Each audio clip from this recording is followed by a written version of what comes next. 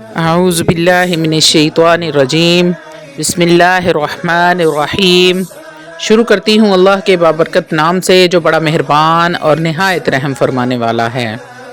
لاکھوں کروڑوں درود و سلام ہو کملی والے آقا محمد مصطفیٰ صلی اللہ علیہ وآلہ وسلم پر، جو خاتم النبیین ہیں، جو خاتم المرسلین ہیں، جن کے بعد نہ کوئی نبی ہے نہ رسول ہے۔ لاکھوں کروڑوں درود و سلام ہوں اہل بیت پر۔ السلام علیکم ورحمۃ اللہ وبرکاتہ۔ آپ دیکھ رہے ہیں میرا یوٹیوب چینل مکافات عمل۔ اللہ والو، آج کے دور میں سب سے بڑا مسئلہ رزق کی تنگی کا ہے۔ کون سا بڑا مسئلہ ہے؟ سب سے بڑا مسئلہ رزق کی تنگی کا ہے۔ بعض جگہ پر ایسا ہوتا ہے کہ رزق سرے سے نہیں ہوتا، اور بعض گھروں میں رزق ہے پر پوری نہیں پڑتی، یعنی کہ برکت نہیں ہے، بے برکتی ہے۔ بات گھوم پھر کے وہاں ہی چلی جاتی ہے، مالی تنگ دستی کے اوپر۔ سیانوں کی مثال ہے نا، کان یہاں سے پکڑو یا کان وہاں سے پکڑو، پکڑا تو کان ہی جائے گا۔ اس کا مطلب کیا ہے کہ مالی تنگ دستی میں آج دو نقطے آپ حضرات کو سمجھا دیتی ہوں۔ اگر وہ دو نقطے آپ کو سمجھ آ جائے تو تشخیص بھی ہو جائے گی، پھر علاج بھی ہو جائے گا۔ اللہ رب العزت قرآن مجید فرقان حمید میں ارشاد فرماتے ہیں، وَمَنْ عَرَضَ عَنْ ذِكْرِي فَإِنَّ لَهُ مَعِيشَةً ضَنْكَ۔ جب تم میرے ذکر سے منہ موڑو گے تمہاری معیشت کو میں کم کر دوں گا۔ سمجھ آئی آپ لوگوں کو؟ منہ موڑنے کا کیا مطلب ہے؟ منہ موڑنے کا مطلب ہے میں بول رہی ہوں آپ منہ دوسری طرف کر لیں، ہمیں ضرورت نہیں ہے، اسے کہتے ہیں منہ موڑنا، یعنی کہ میں آپ کو سمجھا رہی ہوں اور آپ منہ دوسری طرف کر لیں تو اس کا مطلب ہوتا ہے منہ موڑنا۔ تو اللہ رب العزت یہی فرما رہا ہے، وَمَنْ عَرَضَ عَنْ ذِكْرِي فَإِنَّ لَهُ مَعِيشَةً ضَنْكَ۔ جب تم میرے ذکر سے منہ موڑو گے تمہاری معیشت کو میں کم کر دوں گا۔ اب اللہ والا، مجھے آپ لوگ بتاؤ کہ میں اللہ کی مانوں یا پھر آپ لوگوں کی رام کہانی سنوں۔ حضرت صاحب بڑا ہاتھ تنگ ہے، ہر ایمان والے کا تقاضا ہے کہ وہ قرآن کی مانے گا۔ اللہ جب ایک بات کھول کے قرآن میں بتا دی کہ جب میرے ذکر سے منہ موڑو گے میں تمہارے اوپر مالی تنگی مسلط کر دوں گا۔ اللہ والو، ہمارے گھر بے نمازی، ہمارے ملازم بے نمازی، ہماری حکومت کے عوان بے نمازی، ہماری عدالتیں بے نمازی، ہمارے اسکولوں کے اندر اساتذہ بے نمازی، تو رزق کہاں سے آئے گا؟ اللہ والو، اگر آپ یہ سمجھتے ہو کہ ہمارا مسئلہ تعویذوں کے ساتھ حل ہو جائے گا تو پھر یا تو اس قرآن کی آیت کو ٹھکرانا پڑے گا یا پھر یہ قرآن کی آیت کو بدلنا پڑے گا۔ کوئی مائی کا لال ہے جو یہ دو کام کر سکے؟ جب یہ کر نہیں سکتے تو پھر وہی کرنا پڑے گا جو اللہ رب العزت نے فرمایا ہے، اور دل سے مان لو، اللہ کے ذکر کی طرف آ جاؤ۔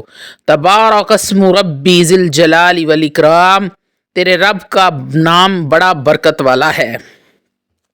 اللہ والو، کسی کے دینے سے کبھی پوری نہیں پڑتی، اور کوئی دنیا بھی ایسی نہیں ہے کہ جو آپ کی پوری ڈال سکے۔ جو اپنے ہاتھ سے کماتا ہے، اللہ کا ذکر کرتے ہوئے کماتا ہے، لا تلحکم اموالکم ولا اولادکم عن ذکر اللہ ومن یفعل ذلک فاولئک هم الخاسرون۔ کس کو مخاطب کیا؟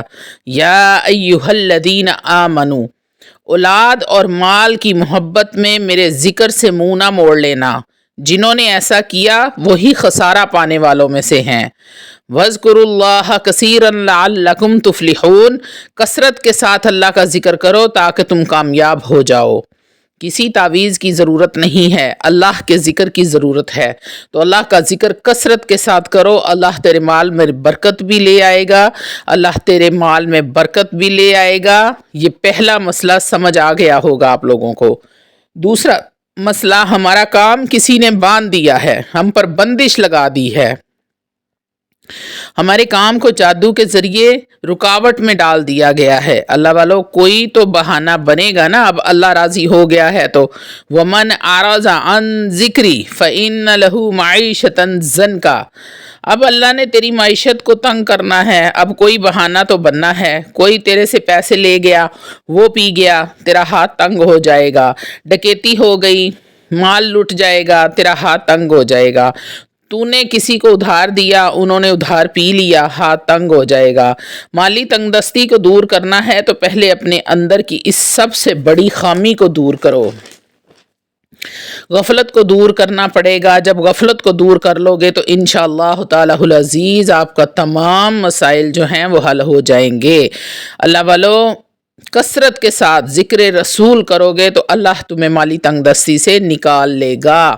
دوسرا ذکر جو اللہ کا بڑا محبوب ہے، وَاسْتَغْفِرُ اللَّهَ إِنَّ اللَّهَ غَفُورٌ الرحیم، میرے سے کثرت سے بخشش مانگتے رہو، اٹھتے بیٹھتے اللہ سے معافی مانگتے رہو۔ اللہ کو معافی مانگنا اتنا پسند ہے، اتنا پسند ہے، اتنا پسند ہے کہ آپ تصور بھی نہیں کر سکتے۔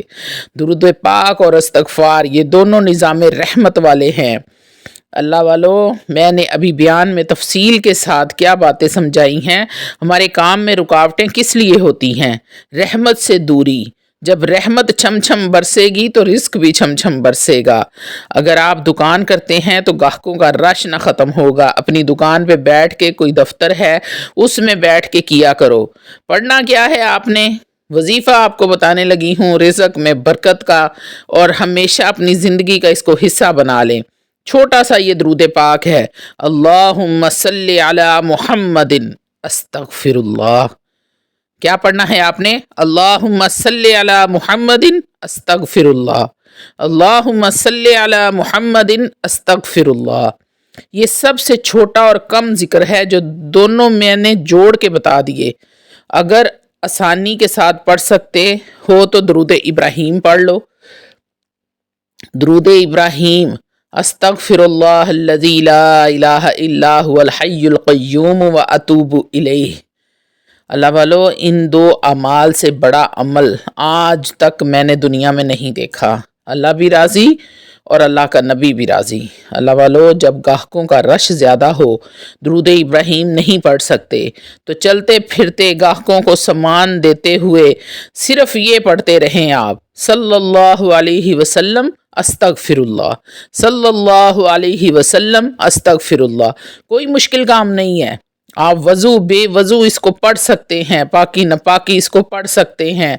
آپ اس کے لیے وضو کی کوئی قید نہیں ہے۔ عورتیں ہیں تو ناپاکی میں بھی کوئی قید نہیں ہے۔ ہر عام و خاص کو اس عمل کی اجازت ہے۔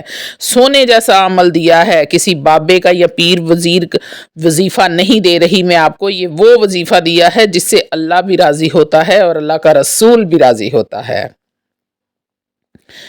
کملی والے کا اور استغفار کا وظیفہ ہے۔ اللہ کا تو اللہ والو ایک وظیفہ کملی والے کا دے دیا اور ایک اللہ کا دے دیا۔